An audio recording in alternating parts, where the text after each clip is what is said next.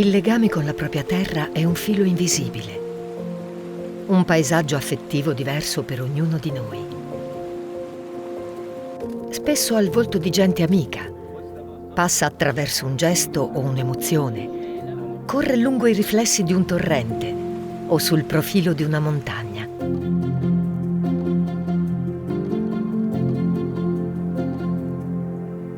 Questo è un viaggio nelle nostre radici, negli strati culturali della nostra terra, il Friuli Venezia Giulia.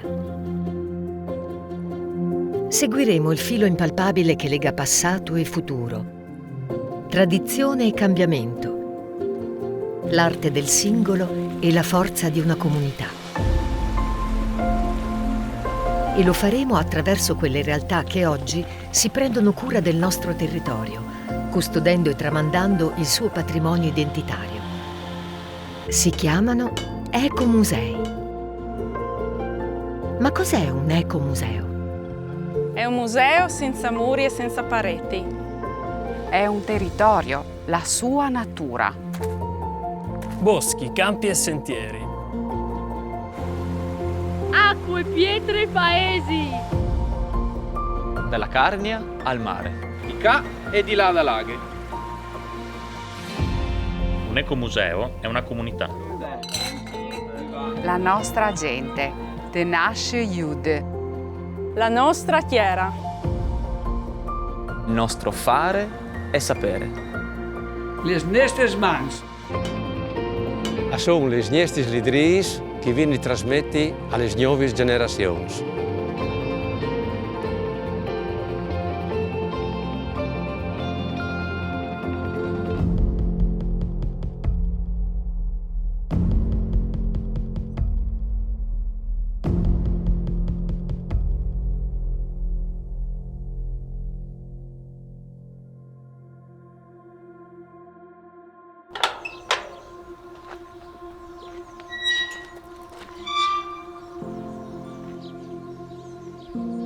A chi non piacerebbe tornare anche solo per un attimo indietro nel tempo, a rivedere un luogo o un oggetto che risvegli ricordi ed emozioni? A Fagagna, le mura antiche di Chiase e Cocel custodiscono la quotidianità contadina di una volta. L'opportunità per noi oggi di ricordare da dove siamo partiti e tutta la strada che abbiamo fatto.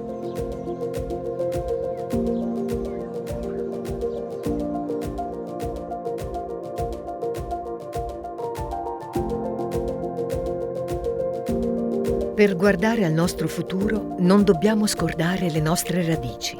Questa è la filosofia dell'ecomuseo Lisaganis. Mestieri di ieri che ispirano quelli di oggi, come ha fatto Paola, che ha lasciato il suo lavoro di ricerca a Cambridge per introdurre capre di Kashmir in Val Colvera. L'idea di prendere le capre deriva dal fatto che la mia bisnonna le aveva. Il progetto è quello di recuperare il territorio, quindi fermare un po' l'avanzata del bosco attraverso l'ecosfalcio utilizzando questi animali e poi avere un prodotto che può essere appunto la fibra Kashmir, anche se questa non è una tradizione friulana. Mi piace molto l'idea che questi animali riescono a restituire all'uomo dei prodotti interessanti che possono essere appunto la fibra Kashmir e il latte. Un grande amore per la natura, unito al desiderio di avvicinare i giovani al piacere di una connessione con il proprio territorio.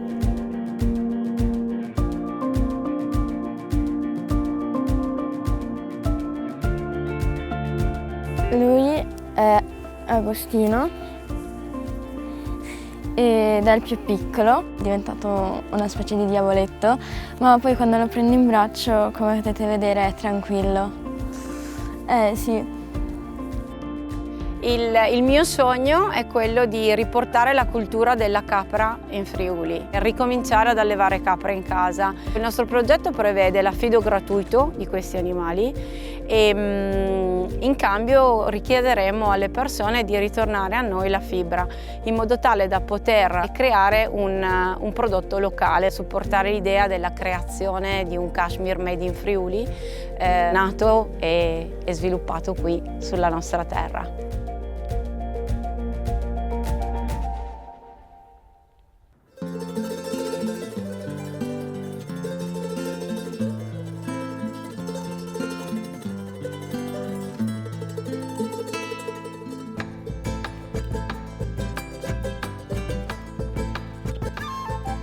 Gettare il cuore oltre l'ostacolo, pensare in grande, immaginare addirittura di accogliere nella nostra terra qualcosa che viene da lontano.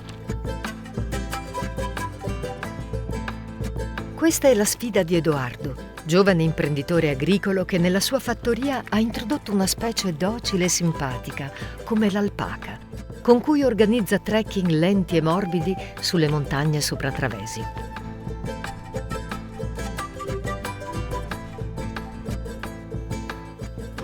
Doe decidem che eri un po' fuori col chiave, ma dopo io venuto che siamo venuti fuori i risultati, abbiamo attaccato a fattorie, siamo portati persone che vengono per conoscere l'azienda e quindi ci sono un po' ricreduti. Abbiamo l'allevamento di alpaca e di lama, di cui ricaviamo la lana, la fibra, facciamo i trekking, le passeggiate, poi abbiamo una coltivazione dello zafferano e abbiamo le api, quindi produciamo il miele. Diciamo è stato un tram che mi ha trascinato a creare proprio una vera e propria azienda che adesso comunque si autosostiene.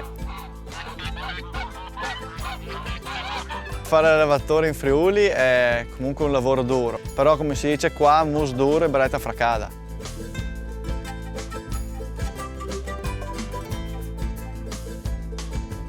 Non saranno i maestosi paesaggi andini, ma niente apre il cuore più di una meta raggiunta nella propria terra.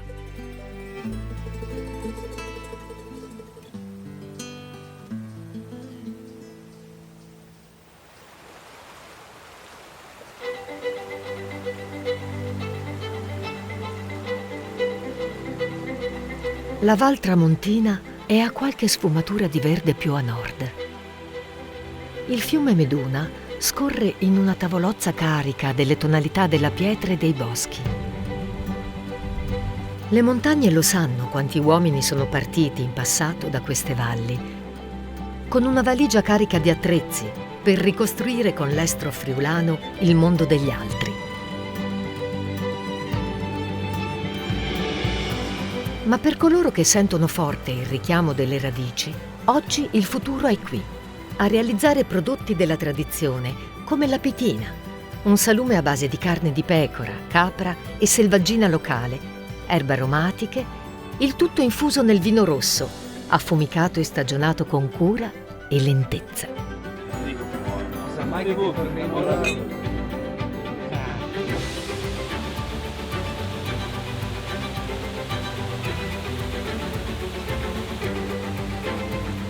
In tutto il Friuli, l'acqua disegna i suoi percorsi a dispetto delle rotte tracciate dall'uomo, diventando architetto ostinato e fantasioso delle proprie vie.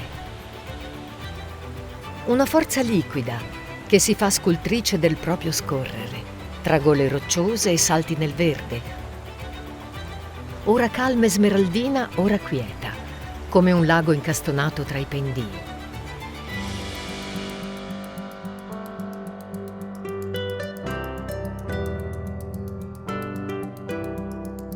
Il lago di Cavazzo, o dei Tre Comuni, è il più esteso tra i laghi naturali del Friuli. Un grande occhio di origine glaciale, a volte azzurro e altre verde, a seconda che il suo sguardo rifletta il cielo o le montagne che lo sovrastano.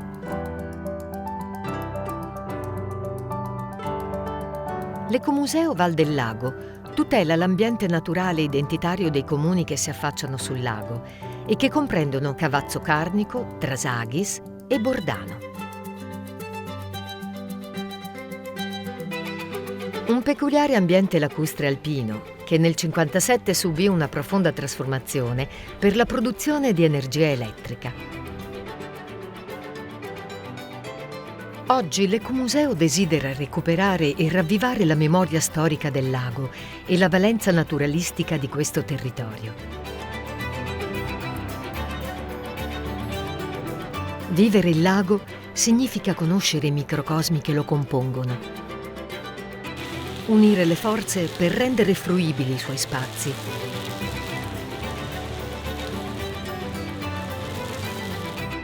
e magari oltrepassare i confini della riva per catturare la spinta del vento.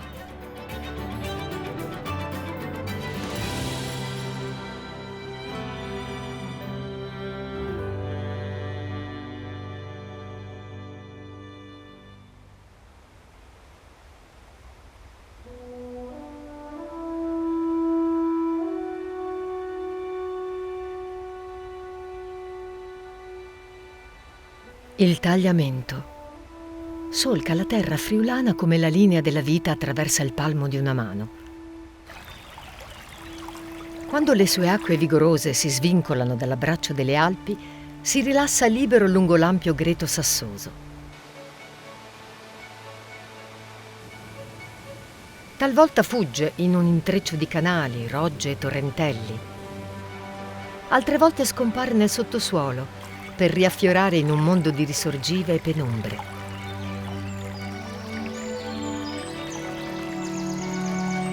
Scoprire le meravigliose forme dell'acqua, capire come l'uomo nel tempo abbia attinto con rispetto a questa preziosa risorsa, sono alcune delle attività dell'Ecomuseo delle Acque del Gemonese. E spesso il grande maestro è proprio lui, il tagliamento.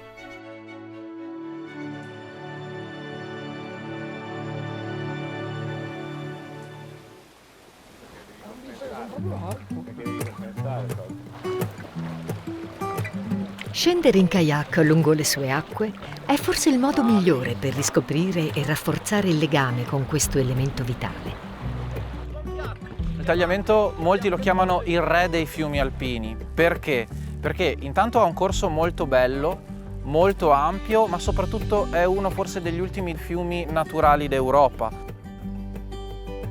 Non ci sono infrastrutture sul suo alveo, viene lasciato libero e questa libertà che gli viene lasciata lo rende veramente unico al mondo.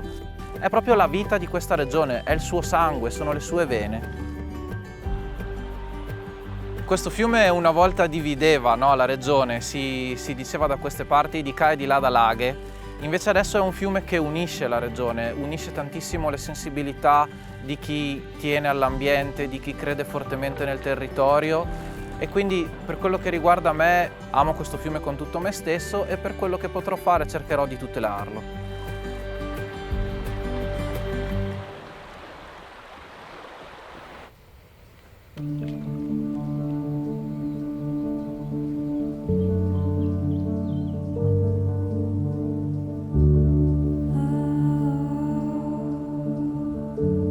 Se il tagliamento è il re dei fiumi friulani, l'Isonzo è il suo dio. Venerato dai romani sin dall'antichità, le sue acque placano la loro irruenza presso l'antico sbarramento di Sagrado.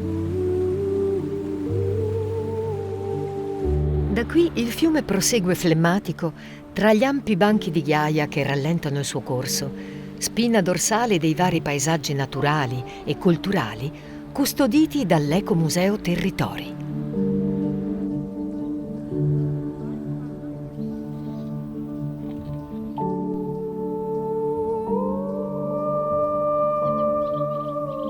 La foce dell'Isonzo è una riserva naturale, una finestra su un universo incontaminato che accoglie una varietà incredibile di uccelli stanziali e migratori.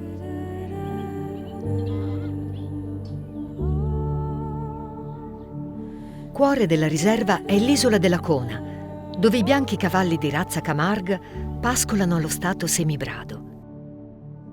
Sono loro i principi di questo paradiso naturale, simbolo di eleganza e libertà senza confine.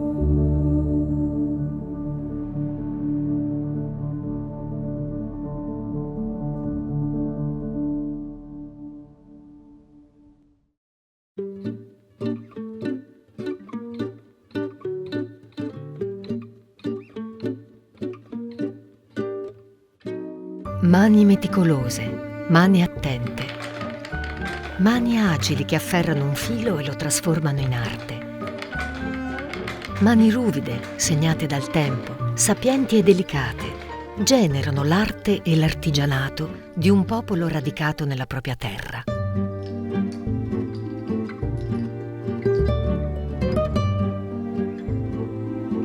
Mani che filano e infilano, sferruzzano e creano.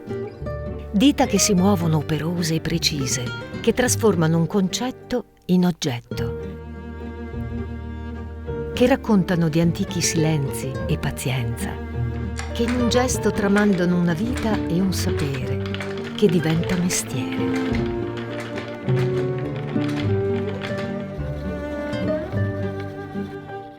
Ennea ha colto il bandolo della matassa ereditata da generazioni di mani e oggi continua a lavorare un filo che proviene dal passato.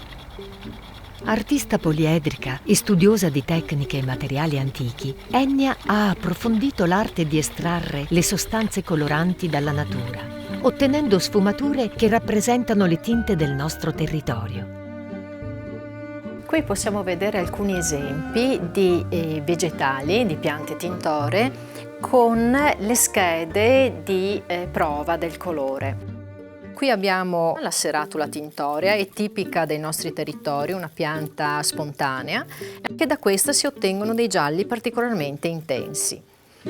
La rubia tintorum, una pianta della quale si utilizzano le radici, all'interno della radice c'è il principio colorante ed è la pianta che per tradizione è stata usata per millenni per ottenere i rossi. Poi passiamo al classico, forse la pianta tintoria più conosciuta per tradizione, che è il mallo di noce. Possiamo usare le radici, la corteccia, i rametti, le foglie e i frutti. Le sfumature di colore passano dai beige ai ruggine, ai bruni, colori quasi rossastri, colori quasi vicino al senape e al rossiccio. E poi infine abbiamo la cipolla rossa di Cavasso, dalle cui tuniche essiccate otteniamo queste gradazioni di gialli, dorati, ruggine, quasi dei colori simili al rosso marrone. Il filo è un elemento simbolico della storia dell'umanità perché lega i vari mondi possibili. Così, il percorso da un filo di lana a un filo di lama può essere un gioco di parole o una scelta di vita. Lo sanno bene gli arrotini della Varresia, che hanno portato questo mestiere in Italia e nel mondo e che oggi sono parte di quel materiale umano e culturale che l'Ecomuseo della Varresia protegge come un bene raro e prezioso. Sono figlio di un arrotino resiano e mi ritengo un erede naturale e rappresento un gruppo storico antico.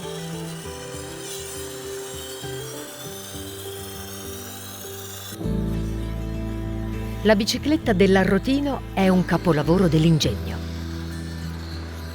I piedi girano sui pedali, attivando il movimento della mola di pietra che, sfiorata da un filo d'acqua, modella la lama che ridiventa strumento lucido e tagliente. Spero di avere la fortuna di insegnare a qualche bambino resiano, sarebbe la gioia più grande.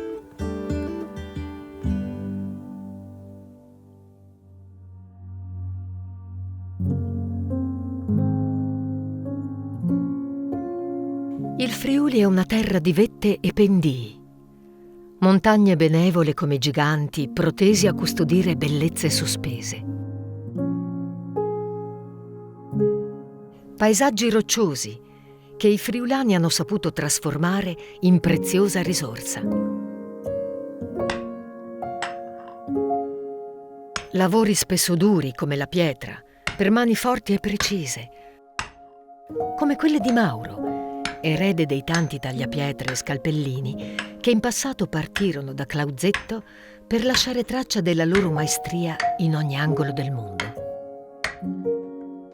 Gli operai o i capimastri erano tanta gente di Clausetto, di Pradis, di Pielungo, di Forgaria, Ardegna, Flagonia, cioè, tutta gente che conosceva la pietra. Il nonno era uno scalpellino, cioè creava delle cose in pietra e io ero sempre là che guardavo quello che faceva.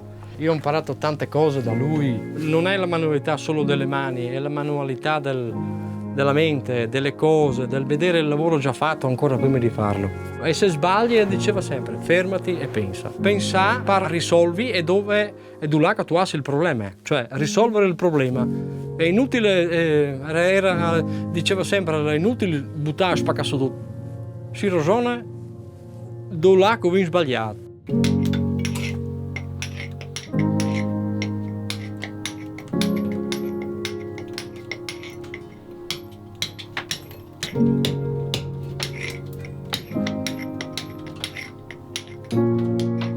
E diceva sempre la nonna, se dal cuore non viene il lavoro non sta a fare. Quindi deve venire dal cuore, non puoi improvvisarti. Devi sentire sta cosa, devi sentirla.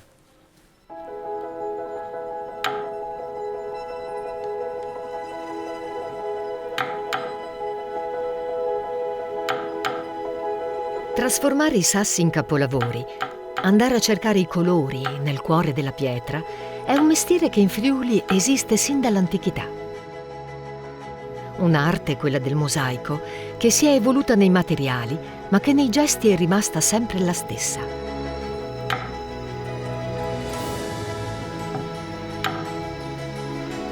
Tessera su tessera, generazioni di mani hanno composto figure e geometrie, partendo spesso da un materiale povero come i sassi, così abbondanti nel nostro territorio, soprattutto in quell'area della pianura pordenonese chiamata Magredi.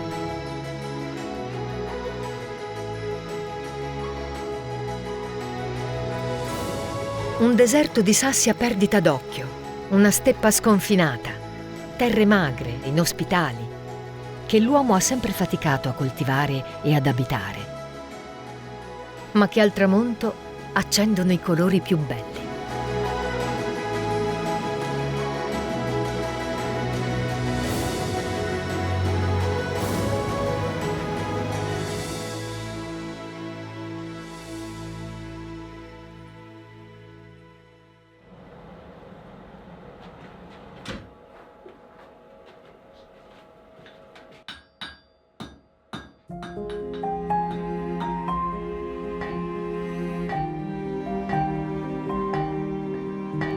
Il fuoco, il ferro, la pietra, l'aria, la materia da plasmare con gesti forti e decisi.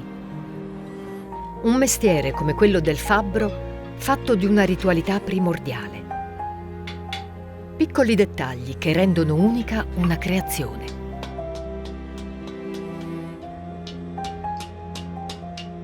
E al centro dei pensieri quell'ossessione antica che la gente friulana chiama il mal dal clap, che da sempre sprona ad ingegnarsi per costruire e mettere in opera mattoni e pietre, per non farsi mai mancare un tetto sulla testa o un muretto fatto ad arte.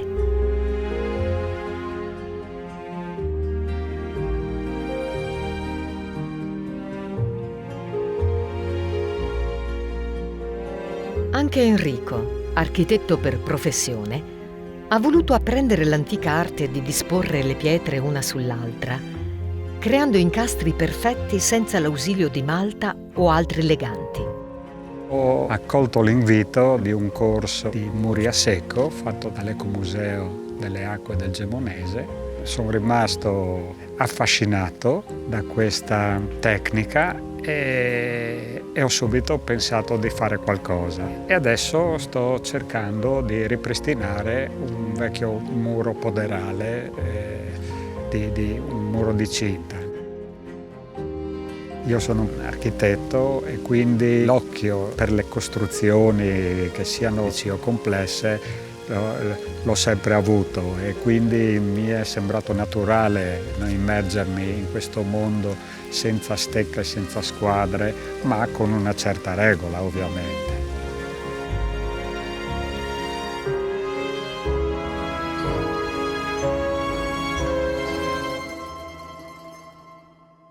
Ma quando la terra trema, sparisce ogni certezza, anche quella che la solida pietra ha sempre dato ai friulani.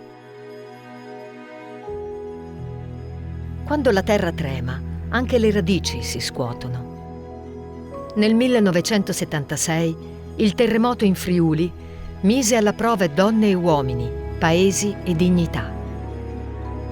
Ma una parola più delle altre riecheggiò con forza: ricostruzione.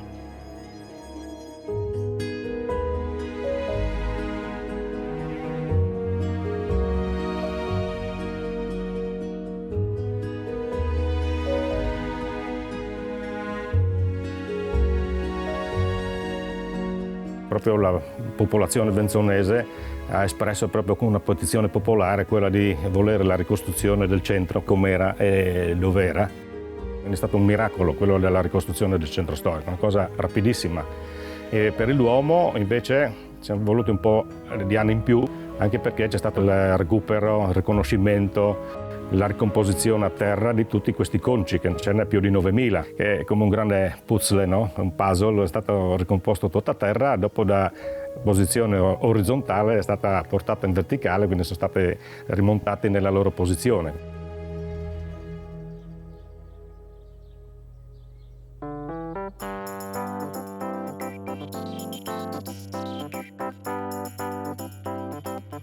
Oggi, a Gemona, l'Ecomuseo ha trasformato il terremoto in una risorsa didattica, allestendo un laboratorio che spiega i fenomeni sismici con strumenti semplici e interattivi e con la collaborazione di esperti come Daniele, in grado di avvicinare tutti in modo informale ai segreti dei terremoti. Che cosa ci insegnano i terremoti? Ci insegnano la struttura interna della Terra, che è più o meno come quella di un uovo. C'è la crosta terrestre, che è come la scorza di un uovo, poi abbiamo il mantello terrestre, che è l'albume, e poi infine il nucleo terrestre, ovvero il tuorlo. Bene, la crosta terrestre non è un pezzo unico come questo uovo, ma è come questo uovo dopo che... Esatto, è più o meno così, ovvero è divisa in placche, come un puzzle, ovvero le zolle o placche terrestri. Queste zolle, placche terrestri, si toccano su dei piani che si chiamano faglie, e dove avvengono i terremoti, appunto. E quindi che succede? Che ogni placca terrestre, formata da rocce, riesce a deformarsi fino a un certo valore di sforzo applicato. Però dopo un certo valore, la roccia si spezza. E quindi, quando si spezza la roccia, abbiamo la liberazione di energia sismica, e quindi abbiamo un terremoto.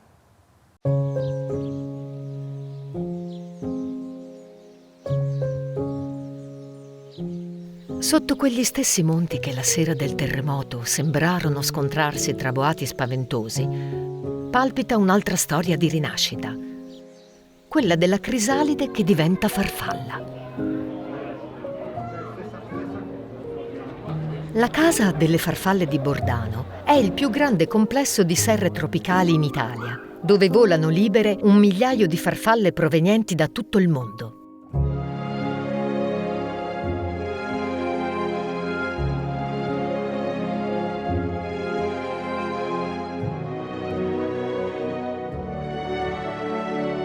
Qui è possibile osservare da vicino alcune delle farfalle più rare del pianeta, sentirle svolazzare sopra le nostre teste. Ma si possono anche incontrare altri fantastici abitanti di un mondo curioso e variopinto, simbolo della creatività della natura.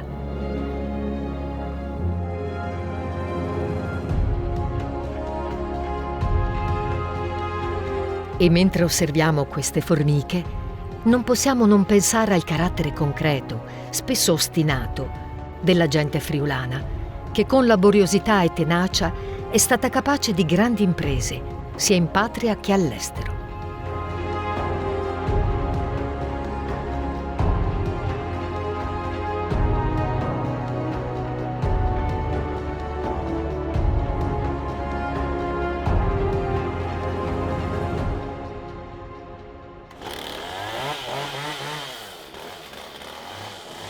Oggi i Menaus di Paularo mantengono vivo un antico spirito comunitario in seno alle attività dell'Ecomuseo Mistirs, che desidera ravvivare i mestieri del passato.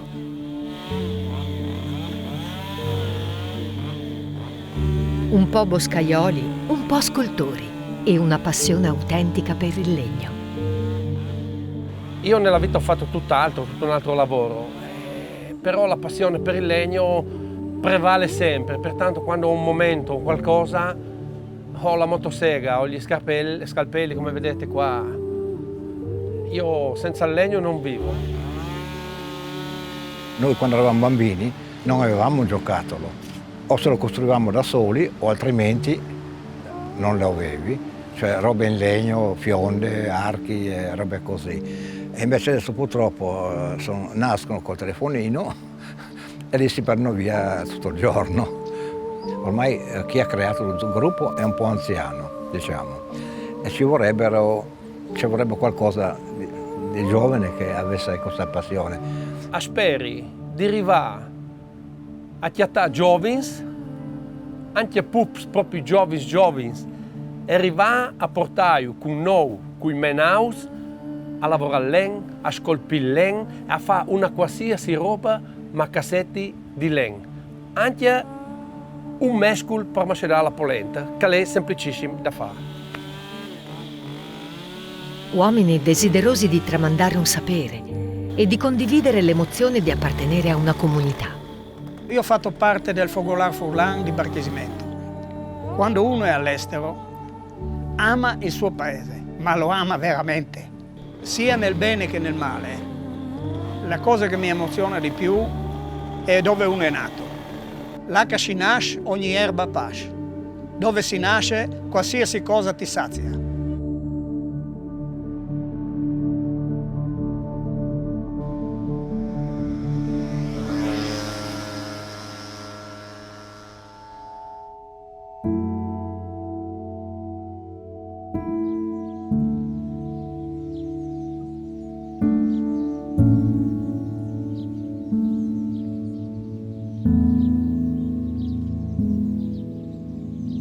Abbiamo deciso di ricostruire questa chiesetta, era rimasto solo il pavimento, dopo il terremoto proprio portato via tutto, solo il pavimento. Chi ha dato per le malte, chi ha dato per quello, dei sabati e domenica, abbiamo lavorato sempre in amicizia qua. Questa chiesetta è dedicata alla Madonna di Loreto, si trova in località Poclanaz, che è una borgata del comune di Resia, è dedicata, diciamo, soprattutto agli emigranti, perché c'è questo senso in noi di essere parte di qualcosa di unico. Per noi resiani è la prima chiesa quando arriviamo a Resia e l'ultima chiesa quando usciamo da Resia.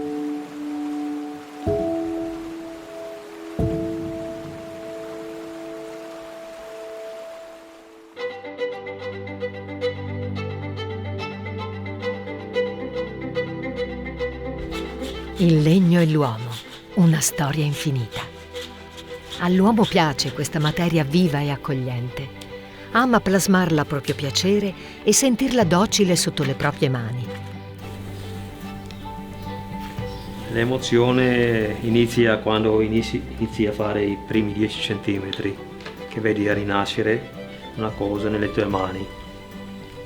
Quella è l'emozione che provano tutti, dicono guarda qua. Dai che viene, sono tutti ansiosi di andare avanti.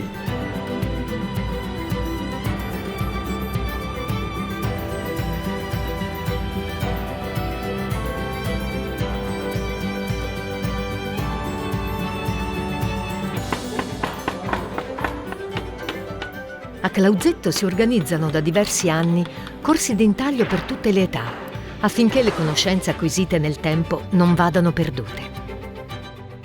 I bambini è bellissimo insegnare, non si muovono, hanno 2 ore e mezza di corso, non alzano la testa, lavorano in continuo, anzi quando è l'ora di andarsene mi dicono è già finito.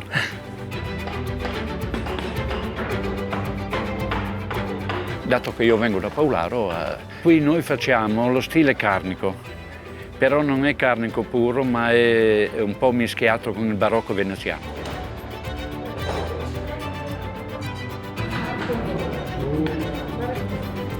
Nel primo anno facevo soprattutto figure geometriche, fiori e basta. Poi adesso ho incominciato a fare un po' più le sculture. Penso che vi piacerebbe, a me è piaciuto. Gli ecomusei del Friuli raccolgono uno scrigno di saperi da tramandare, come l'arte dei tradizionali scarpez, realizzati con ritagli di stoffa, ago, spago e tanto olio di gomito. Un tempo ogni valle vantava forme, ricami e cuciture diverse. Una volta scarpetta l'era tut neri, la maggior parte da carnie l'era tut neri, no? Allora dopo per fare l'ubiel o per matrimoni e faceva das grecas. e abbelliva scarpette. Nella frazione di Trelli, a Paularo, Dina e Chiara si trasmettono la passione per gli scarpez da madre a figlia, come se il talento scorresse nel sangue. E ad ogni generazione un pizzico di innovazione in più. Io da tempo ho iniziato a disegnare, quindi forme nuove, ci troppo anche tessuti differenti, diventa una calzatura che comunque può essere portata ogni giorno, come un qualsiasi altra scarpa. Così, in tale scarpetta resta la tradizione, però è anche l'innovazione.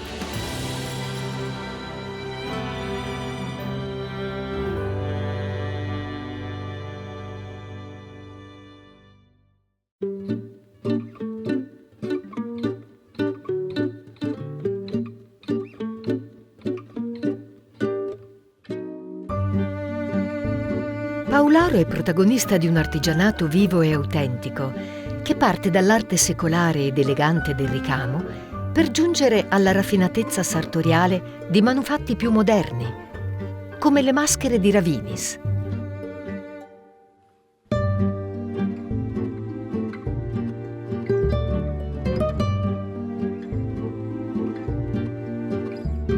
Abiti che diventano sculture e che quando non sfilano a Carnevale riposano tra le sale del Museo di Ravinis, che è anche il laboratorio di una nuova tradizione che unisce una comunità intera.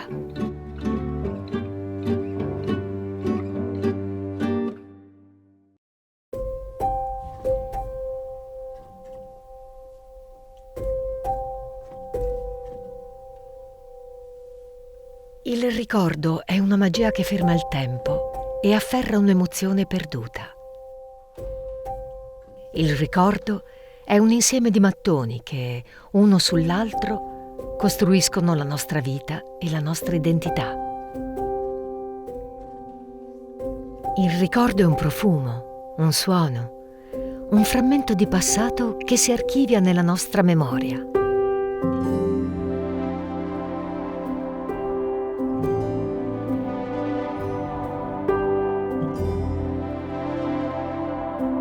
Recuperare, conservare e tramandare. È questa la missione degli ecomusei. Nella storica Villa Vicentini Minussi, l'Archivio della Memoria custodisce un prezioso tesoro di documenti, oggetti e foto che raccontano storie individuali e collettive. Immagini che incarnano il valore del tempo trascorso, che sono le nostre radici e saranno la nostra eredità. La nostra responsabilità è proprio questa: consegnare alle nuove generazioni una memoria visiva per mantenere vivo il ricordo di chi siamo stati.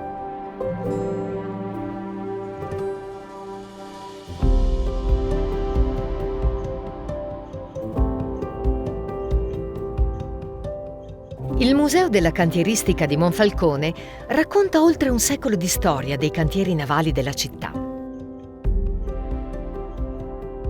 Generazioni di uomini si sono avvicendati nella costruzione delle più belle navi che hanno solcato i mari del mondo. Questa fotografia si vede, questo qui è mio padre, è un saldatore elettrico che vediamo assieme ad altri saldatori, altri due saldatori, è un calafato che è quello che batteva col martello pneumatico. Questi qui stanno saldando, si vede l'arco, qui si vede il fumo anche. Il lavoro in cantiere veniva tramandato da padre in figlio. Difatti il cantiere assumeva volentieri il figlio di un cantierino perché conosceva il padre, sapeva che persona era, come si comportava col lavoro. E anch'io sono figlio di un cantierino. Sono entrato come carpentiere in ferro, dopo sono passato capo operaio. Avevo la squadra del montaggio, cioè quelli che mettono assieme i pezzi della nave in bacino.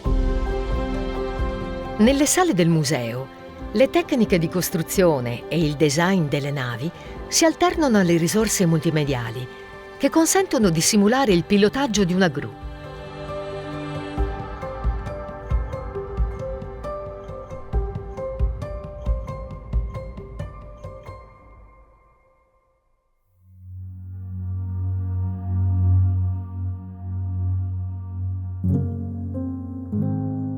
Da oltre un secolo, Monfalcone ha il profilo dei capannoni, delle gru e delle grosse navi che si stagliano sul mare.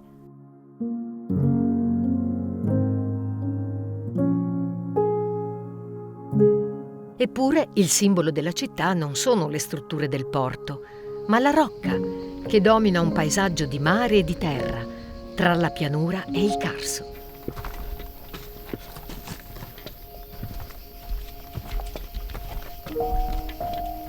Sul monte San Michele, le tracce della Grande Guerra sono ancora visibili. Le vecchie trincee sono immobili ricordi di ciò che avvenne un secolo fa su questa linea di confine. Un bosco silenzioso e sacro, immagine concreta e intensa di una guerra che fu. Michele e Gabriele indossano con rispetto le uniformi di chi versò il proprio sangue in queste trincee. Fanno parte di un gruppo culturale accomunato da un grande amore per la storia e le rievocazioni.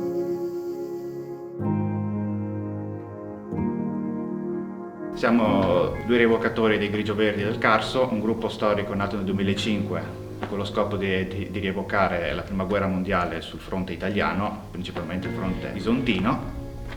Gabriele, che indossa l'uniforme del Regio Esercito Italiano, in particolar modo del 14° Fanteria Brigata Pinerolo, con l'uniforme del 1916, e io, Michele, vestito da fante ungherese dell'Imperial Regio Esercito Austro-Ungarico.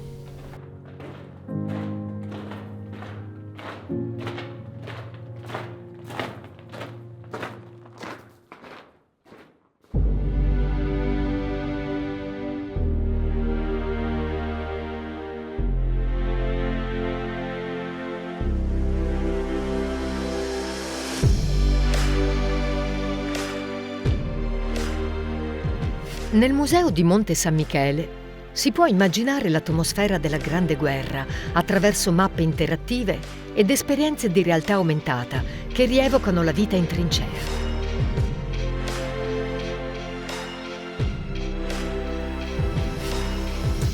Ma si può anche salire sul Monte Festa per una tappa emozionante tra storia e natura.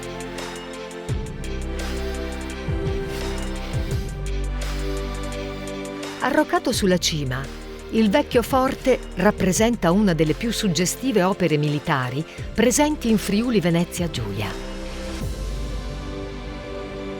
La sua posizione, sospesa tra le vette del Friuli, lo rese un importante punto strategico durante la Grande Guerra. Da quassù i soldati riuscivano a sorvegliare a 360 gradi le valli sottostanti.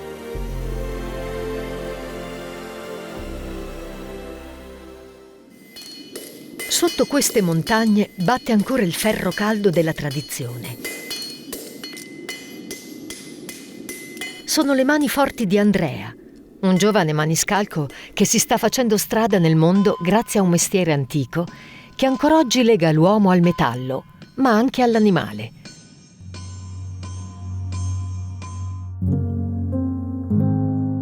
Mio papà aveva un'azienda agricola e lui era molto appassionato dei cavalli. È riuscito, diciamo, a trasmettermi la sua passione. Infatti, cose di manualità mi hanno sempre attratto. I primi strumenti che ho iniziato a produrre per me sono stati proprio questi attrezzi qua, che servono proprio per forgiare i ferri di cavallo. La società moderna ha portato a commercializzare dei ferri di cavallo prestampati, quindi fatti di fabbrica con delle forme standard. La mia passione per forgiare è proprio anche per riuscire a gestire bene i ferri, quindi a modificarli in base al problema che ho davanti. Una sequenza di passaggi precisi e minuziosi, frutto di studio ed esperienza, per un manufatto perfetto al millimetro.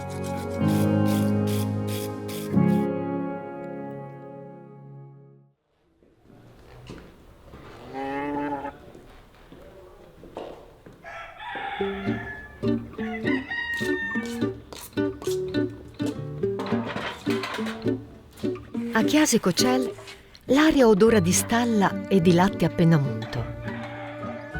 Una scena d'altri tempi, quando la mungitura scandiva il ritmo delle giornate. Una vecchia bicicletta, i recipienti del latte sistemati sul manubrio e quel gioco di equilibri necessario per portare il prezioso carico sano e salvo in latteria.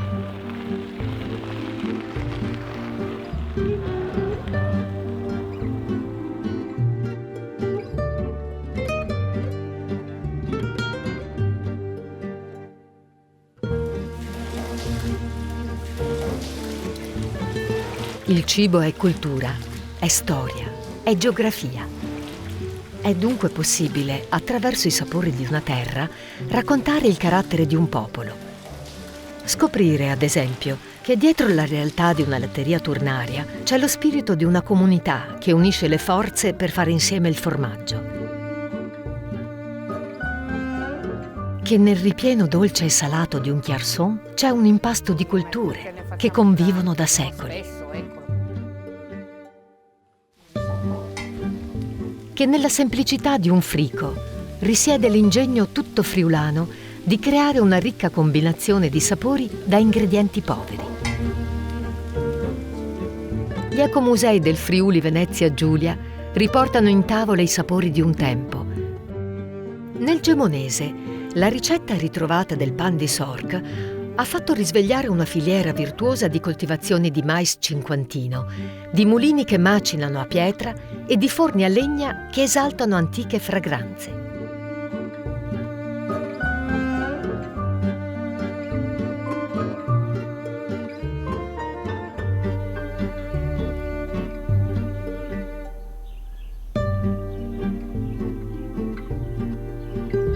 Il castello Savorgnan di Artegna è una vedetta sulla piana circostante. Le sue mura sono un patrimonio di storia e bellezza. Un luogo dell'anima dove soddisfare l'occhio, lo spirito e il palato. Riscoprire il sapore dimenticato del salame di Artegna, frutto della tradizione norcina della zona. Riconoscere un paesaggio olfattivo in un sorso di vino. Sotto un cielo che parla friulano, in un istante un aperitivo diventa un rito moderno di riconnessione con le nostre radici.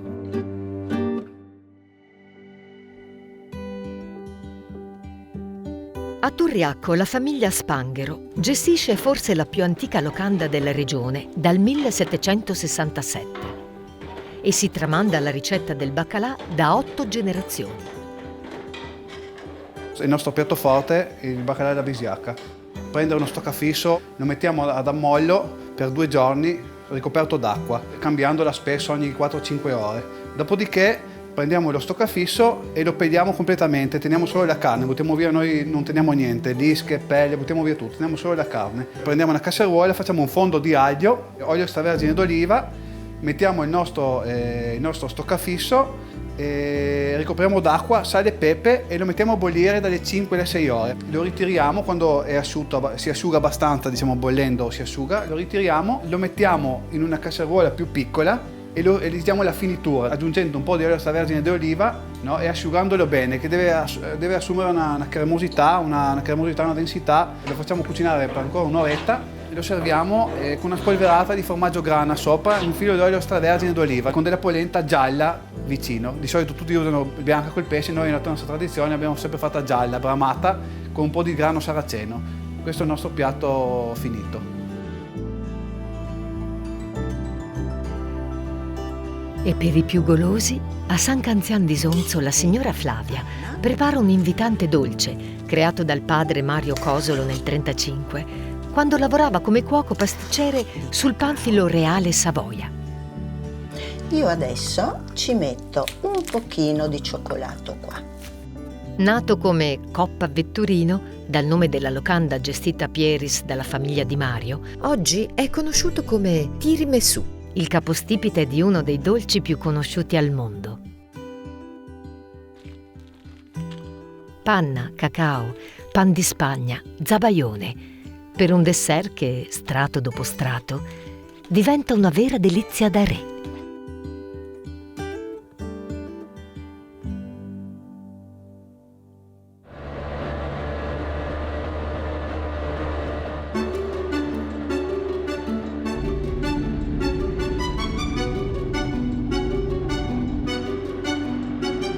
A Cavasso è iniziata la raccolta della cipolla, una specie dal mantello violaceo e dalle venature rosate, che fa parte della ricca biodiversità alimentare della nostra terra. Sementi tramandati, un tempo, da madre a figlia, come gioielli di famiglia.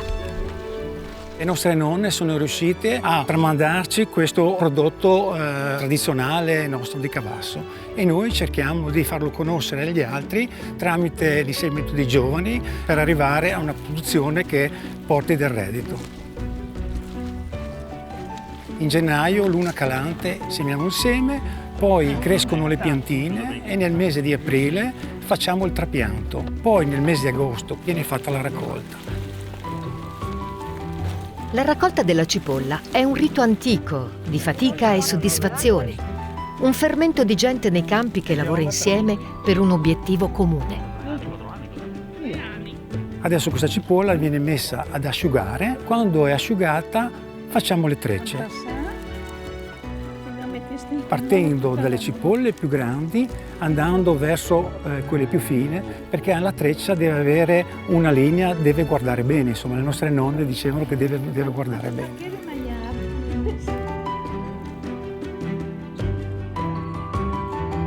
Questa cipolla è dolce, tenera e delicata, è meno piccante, quindi risulta essere molto digeribile. La muarzò è cruda con l'insalata.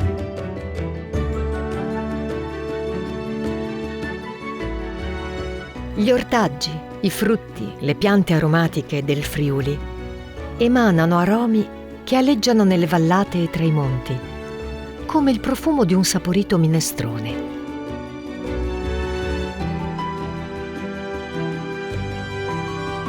In Varresia l'aglio è il prodotto principe che regna su una cultura forte e antica che parte dagli orti. Qui lo chiamano strock e viene allevato come una delicata creatura di casa.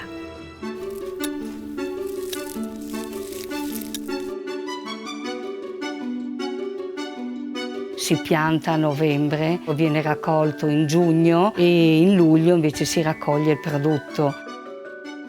Si fa interamente a mano, ma però nell'intermedio bisogna fare tanti lavori, tipo togliere l'erba, curarlo, tirare su la piantina, perché insomma ha bisogno di questi passaggi.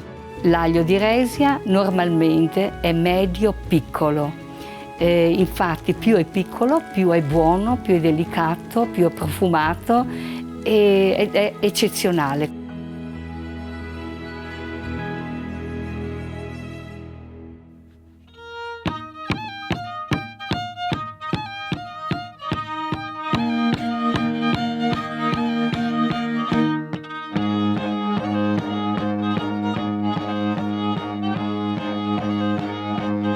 Quando in Varresia risuonano le note incalzanti di un violino, la gente comincia a ballare.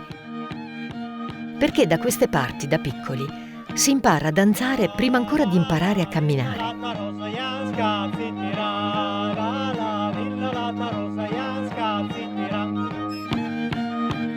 Passi e volteggi sono un'eredità che la Varresia trasmette ad ogni suo abitante.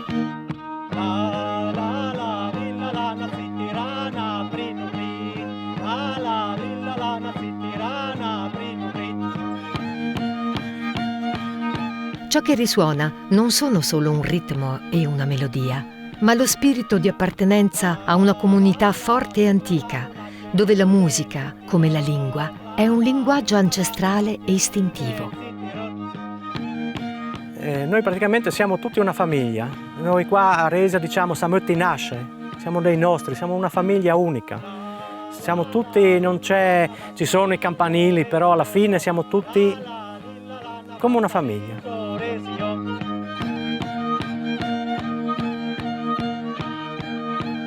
il suonatore regala emozioni alla gente, a chi balla. Quando a Resi, a parte la musica resiana, non si capisce più niente, un ecstasy.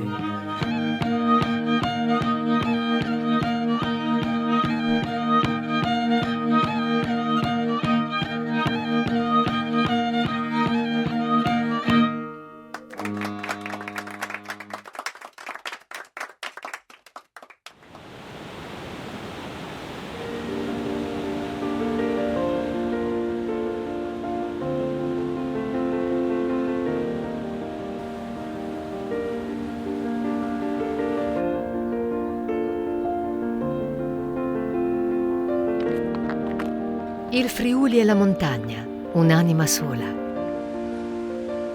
Quell'odore di natura e rocce, quella dimensione di fatica e panorami. Un friulano conosce bene l'emozione di crescere con i sentieri che scorrono sotto i piedi e i profili delle cime davanti agli occhi.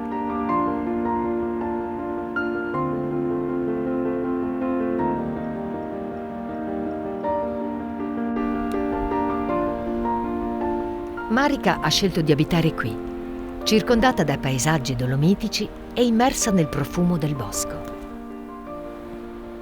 Questo è il mio mondo, ho voluto inventarmelo, prima facevo tutt'altro, nel 99 ho deciso che non era il mio futuro quello che facevo, la mia passione per la montagna mi ha portata qua, in Friuli, nella Val Cimoliana, al rifugio Pordenone. E fin da piccola la montagna ce l'ho nel cuore e il rifugio Pordenone è stata una ventata d'aria buona. È vero che la valle è un po' ostica, però ho imparato tantissime cose, soprattutto a raccogliere delle erbe, usufruirne in cucina e adattarle nella maniera più corretta. Non cambierei posto, non cambierei mestiere. Tu sei ferma e il mondo gira attorno a te. Che siano italiane, che siano straniere, è bellissimo. Poi i friulani sono duri, però quando ti conoscono hanno un cuore grande come una casa. E la prima frase che ho letto su qualsiasi manifesto del Friuli era ospiti di gente unica. Questa cosa mi ha detto, boh, sono arrivata nel posto giusto.